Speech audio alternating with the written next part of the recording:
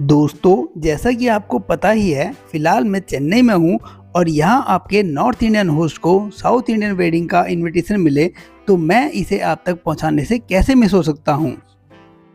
आप इस वीडियो में एंजॉय करेंगे तमिल और आंध्रा की मिक्स्ड टेम्पल वेडिंग को। तो चलिए शुरू करते हैं।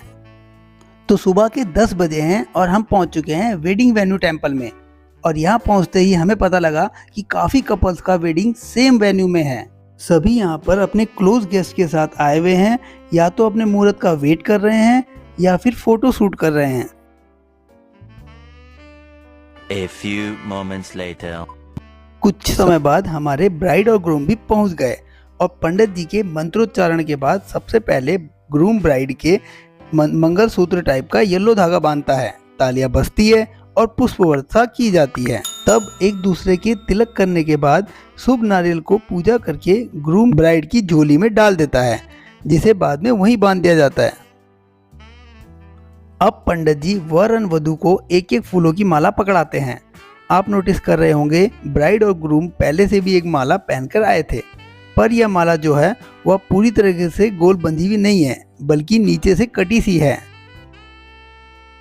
वर माला को एक दूसरे के गले में डालने के बाद फिर अपनी माला निकालकर उसे दूसरे के गले में डाली गई और यह प्रक्रिया 3 बार किया गया। इसके बाद दोनों हाथ जोड़कर भगवान से आशीर्वाद लेते हैं और पंडित जी मंत्रोच्चारण करते हैं।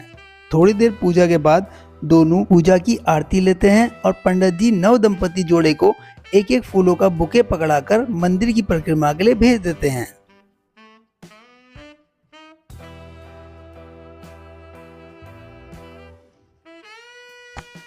परिक्रमा से आने के बाद जोड़ा बड़ों का आशीर्वाद लेता है।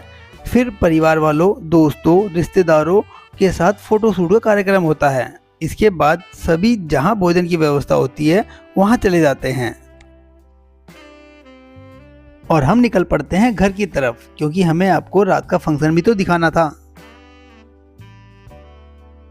तो रात के कार्यक्रम के लिए वेडिंग पैलेस बुक्ड था। खूबसूरत व सिंपल अरेंजमेंट के वेन्यू में लोग भी सज धज कर आए हुए थे। बैठने के लिए चेयर कम ही लगी थी, शायद यहाँ ओनली क्लोज गेस्ट ही ज्यादा देर तक प्रोग्राम में रुकते होंगे। आगे सुंदर से फूलों से सजा एक स्टेज था, जिसमें ब्राइड और ग्रूम खड़े होकर गेस्ट के साथ फोटोज करवा रहे थे, वह गिफ्ट और आशीर्वाद ले रहे थे। ब्राइड ने बहुत सुंदर साउथ इंडियन स्टाइल साड़ी और दूल्हे ने कोट पैंट पहना हुआ है। कुछ देर तक देखने के बाद हम भी वहाँ फोटो खिंचाने के लिए चले जाते हैं। उसके बाद हम बढ़ चलते हैं डाइनिंग फ्लोर की तरफ। यहाँ खाने के लिए लंबी टेबल लगी होती है और बैठने के लिए चेयर लगी होती है, जिसमें बैठा के खाना खिलाया जाता है।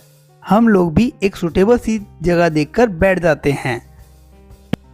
सबसे पहले टेबल पेपर सीट को बिछा के उसमें बनाना लीफ की प्लेट रख दी जाती है। फिर वेज व नॉनवेज पूछने के बाद खाने की 4 से 5 वैरायटी रख दी जाती है और आपकी चॉइस अकॉर्डिंग वेज या नॉनवेज बिरयानी को परोस दिया जाता है।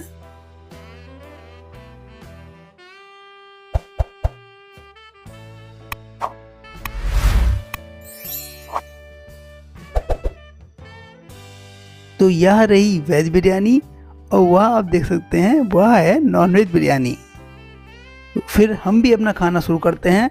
जैसा कि मैं साउथ इंडियन खाने का बहुत शौकीन हूँ, इसलिए मुझे तो खाना बहुत पसंद आया।